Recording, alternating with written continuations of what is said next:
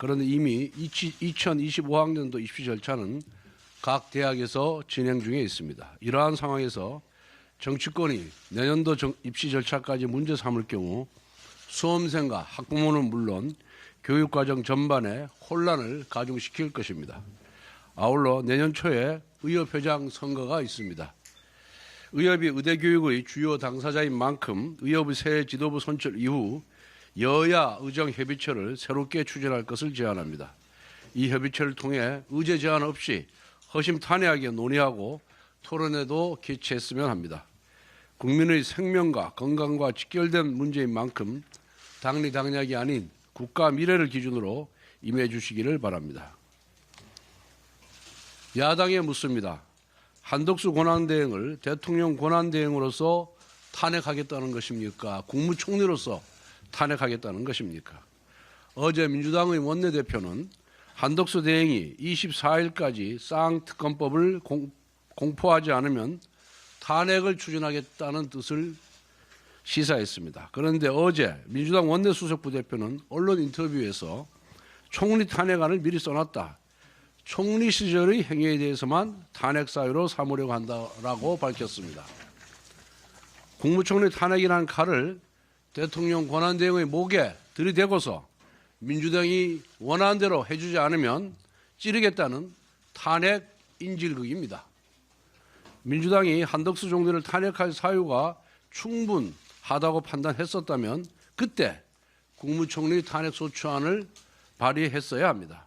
그때 써놓은 탄핵소추문을 지금 사용한다는 것은 말이 안 됩니다. 그렇다면 야당은 탄핵했어야 할 총리에게 대통령 권한대행 직무를 맡겼다는 것인데 이것은 넌센스를 넘어 직무유기를 자행하는 것 아니겠습니까? 한덕수 대행의 탄핵 소추가 진행된다면 이는 명백히 대통령 권한대행에 대한 탄핵입니다.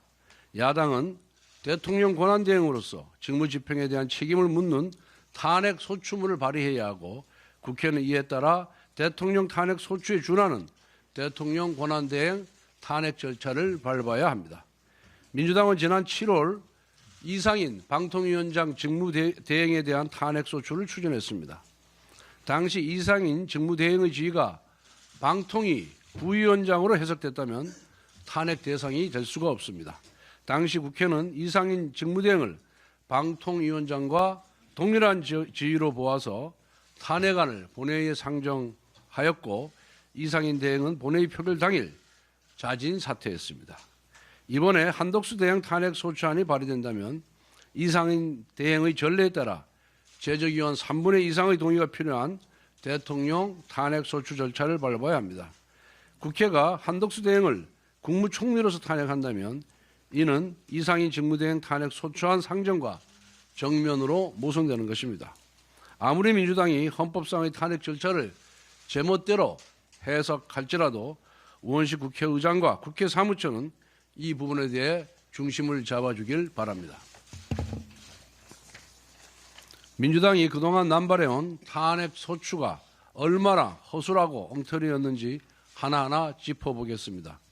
민주당은 이준숙 방통위원장에 대한 취임 전부터 임명 시 탄핵 강행을 예고했습니다. 이준숙 위원장 취임 당일 탄핵을 선언했고 그 다음 날에 탄핵을 발의했고 그리고 그 다음 날에 탄핵 소추안이 의결되었습니다. 겨우 3일 만에 모든 절차가 끝난 졸속 탄핵입니다. 최재해 감사원장 탄핵은 지난 17일 헌법재판소가 국회 측에 소추 사유가 불분명하다고 지적했습니다. 형법상 직권남용이라고 주장하는데 구체적으로 무엇이 직권남용인지 불분명하다고 한 것입니다. 이창수 중앙지검장 탄핵 심판은 지난 18일 1차 변론 준비기일을 열었는데 고작 3분 만에 종료되었습니다.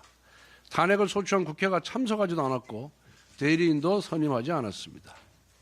이는 탄핵 사유가 없기 때문에 헌재에 나와서 할 말이 없어서 불참한 것으로 보입니다.